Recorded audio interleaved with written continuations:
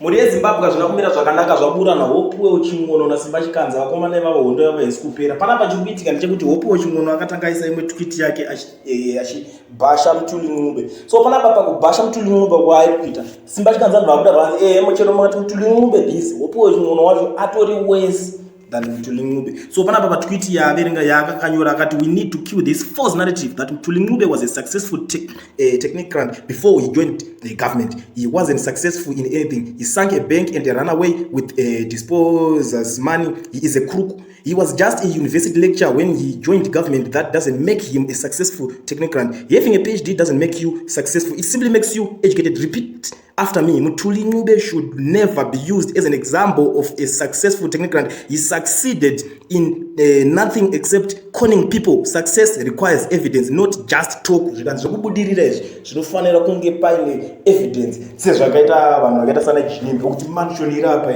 maLamborghini arapa, zvinhu zvakasiyana siyana. Panofanira kuti uri successful, but pari kunzi kwete kungotaura nemuromo kuti munhu angari successful. Angari successful pachi ane here chekushowa kuti angari successful, but Simba Chikanza ndobva tayo iwo wakuda kuenderera wakajedzwa ndobva nyora zvikanzi Mutuli might be a crook but Hopewell chimwono is worse. His only achievement in life is getting arrested by the same regime that he campaigns for, the military, to descend on the civil society. He falsely accused the corruption and of failing to purchase houses when he cannot account for GP 50,000 credit and name the dealership. He says he got a sport car from in 1996 to buy his first home before changing his own name. Hopewell chimwono demonstrated he is worse than Mutuli. His full speech is below. Though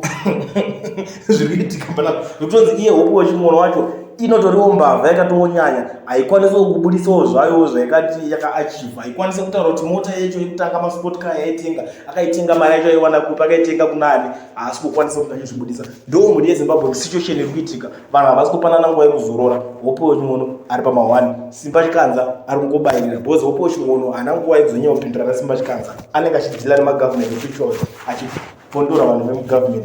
Simba Chikanza manje anobva uya kubvondora Hopewell. So asi Simba Chikanza ari kuti Hopewell chimwono ari kushandiswa nevanhu veZANU-PF andiri ozouya achibvondora uyu Hopewell chimwono. Saka chakundinetsa manje kuti ari kushandiswa ndianapo because uyu ataura kuti Mutuli chichichichi uyu wakusvika akuataka munhu ataka Mutuli pari tricky baba. Tell me what you think. Ndiani ari kushandiswa negovernment kana wakazvitarisa. The Nyaya Meditation. I'm out.